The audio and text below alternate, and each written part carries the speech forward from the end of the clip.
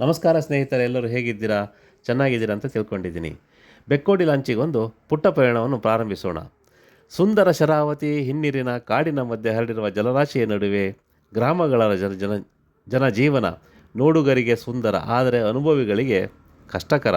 ಆದರೂ ರೋಮಾಂಚನ, ಅದ್ಭುತ, ಈ ಪ್ರಕೃತಿ ಸೃಷ್ಟಿಸುವ ಸೌಂದರ್ಯ, ಇವೆಲ್ಲವುಗಳ ಸಮನ್ವಯವೇ ಈ ದೃಶ್ಯೀಕರಣಕ್ಕೊಂದು ಪ್ರೇರಣೆ ಆಯಿತು. ಬನ್ನಿ ಇದನ್ನು ನೋಡ್ಕೊಂಡು ಬರೋಣ. ಶರಾವತಿ ನದಿಗೆ ವಿದ್ಯುತ್ ತಯಾರಿಕೆಗಾಗಿ ಅಡ್ಡಲಾಗಿ ನಿರ್ಮಿಸಿರುವ ಲಿಂಗನಮಕ್ಕಿ ಡ್ಯಾಮ್, ಉಂಟಾಗಿರುವ ಹಿನ್ನೀರಿನ ಜಲಾಶಯ, ಅನೇಕ ಮರಗಳ ನಾಶ, ಕೃಷಿ ಭೂಮಿಯ ಮುಳುಗಡೆ, ಮೂಲ ಜನರ ವಾಸಸ್ಥಳಕ್ಕೆ ಧಕ್ಕೆ, ಅನಿವಾರ್ಯವಾಗಿ ಬೇರೆಡೆ ವಾಸಿಸುವ ಪರಿಸ್ಥಿತಿ, ವನ್ಯಜೀವಿಗಳ ನಾಶ, ಸುತ್ತಲೂ ಉಂಟಾದ ದ್ವೀಪ, ಈ ಕಾರಣಕ್ಕಾಗಿ ಜನರು ಪ್ರಮುಖ ಪಟ್ಟಣದಿಂದ, ಮೂಲ ಸೌಲಭ್ಯದಿಂದ ದೂರ ಉಳಿದಿದ್ದಾರೆ. ಇದೆಲ್ಲರ ಬವಣೆಗಳ ನಡುವೆಯೂ ಜನರು ತಮ್ಮ ಬದುಕು ಕಟ್ಟಿಕೊಳ್ಳಲು ಪ್ರಯತ್ನ ಮಾಡುತ್ತಲೇ ಇದ್ದಾರೆ. ಇದರ ನಡುವೆ ನಾವೀಗ ತೋರಿಸಲು ಹೊರಟಿರುವ ಈ ಚಿಕ್ಕ ಸ್ಥಳವೇ ಬೆಕ್ಕೋಡಿ ಲಾಂಚ್. ಈ ರೀತಿಯ ಭಾಳಷ್ಟು ಸ್ಥಳಗಳು ನಮ್ಮ ಮುಂದೆ ನಿರ್ಮಾಣವಾಗಿವೆ.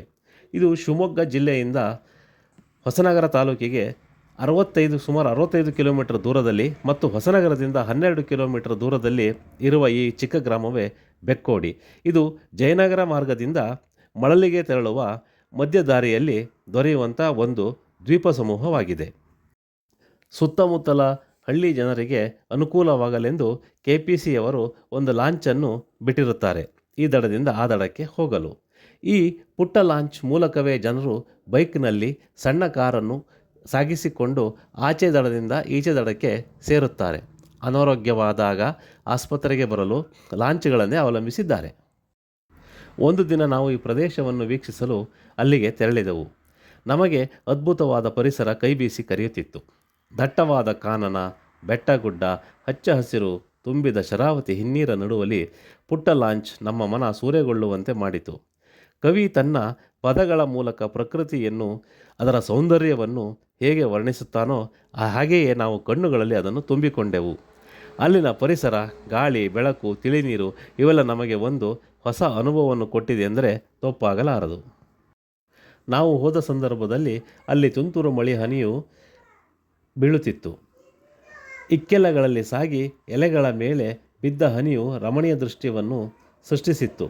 ಕರುನಾಡ ಕಾಶ್ಮೀರದಂತೆ ನಮ್ಮ ಹೊಸನಗರದ ಈ ಪ್ರದೇಶವು ಕಂಗೊಳಿಸುತ್ತಿತ್ತು. ನೋಡುಗರಿಗೆ ಆಹಾ, ಅದೇನೋ ಹೊಸ ಲೋಕ ಎಂಬಂತೆ ಭಾಸವಾಗುವಂತಿತ್ತು. ನೋಡುವ ಕಣ್ಣುಗಳಿಗೆ ಹಬ್ಬದೂಟ ಉಣಬಡಿಸಿದಂತೆ ಅನಿಸುತ್ತಿತ್ತು. ಇಂತಹ ಪ್ರಕೃತಿಯ ಸವಿ ಅನುಭವಿಸಿದ ನಮಗೆ ಧನ್ಯವೆನಿಸಿತು. ಅಲ್ಲಿನ ಲಾಂಚ್ನಲ್ಲಿ ನಾವು ಕೂಡ ಹತ್ತಿ ಈ ದಡದಿಂದ ಆ ದಡಕ್ಕೆ ಸಾಗಿದೆವು. ಈ ಮಾರ್ಗವು ಕೊಡಚಾದ್ರಿ ಪರ್ವತಕ್ಕೂ ಹೊಸನಗರ ಪೇಟೆಗೂ ಸಮೀಪದ ಅಂತರವನ್ನು ಕಡಿಮೆ ಮಾಡದಂತಿತ್ತು. ಪ್ರವಾಸಿಗನಿಗೆ ಹೊಸ ಅನುಭೂತಿ ನೀಡಿದರೂ ಸ್ಥಳೀಯರಿಗೆ ಮಾತ್ರ ಪ್ರತಿನಿತ್ಯದ ಗೋಳು ಎಂಬಂತೆ ಪರಿಣಮಿಸಿದೆ. ನಾಗರಿಕ ಸೌಲಭ್ಯಗಳಿಂದ ದೂರವಿದ್ದೇವೇನೋ ಎಂಬಂತೆ ಭಾಸವಾಗಿದೆ.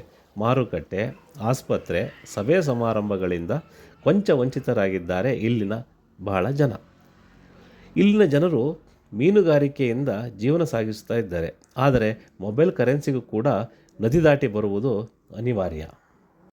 ವಿದ್ಯಾಭ್ಯಾಸ, ಅನಾರೋಗ್ಯ ಸಂದರ್ಭ, ಪ್ರತಿನಿತ್ಯದ ಅಗತ್ಯತೆಗಳಿಗಾಗಿ ಲಾಂಚ್ ದಾಟುವುದು ಅನಿವಾರ್ಯ. ಇತ್ತೀಚಿನ ದಿನಗಳಲ್ಲಿ ಹಿನ್ನೀರಿಗೆ ಸೇತುವೆ ಕಟ್ಟುವ ಕಾರ್ಯ ಭರದಿಂದ ನಡೆಯುತ್ತಿದೆ. ಪೂರ್ಣಗೊಳ್ಳಲು ಸಾಕಷ್ಟು ಸಮಯ ಬೇಕಾಗುತ್ತದೆ. ಆದರೂ ಪ್ರಕೃತಿಯ ಸೌಂದರ್ಯ ರೋಮಾಂಚನಕಾರಿಯಾಗಿದೆ. ಇಲ್ಲಿ ಪ್ರವಾಸಿಗರು ಮತ್ತಿತರ ಜನಜಂಗುಳಿ ಹೆಚ್ಚಾದರೆ ಪ್ರಕೃತಿ ಹಾಳಾಗುವ ಸಾಧ್ಯತೆ ಕೂಡ ಅಲ್ಲಗಳೆಯುವಂತಿಲ್ಲ. ಪ್ರಯಾಣ ಚಿಕ್ಕದಾಗಿದ್ದರೂ ಅನುಭವ ದೊಡ್ಡದಾಗಿತ್ತು.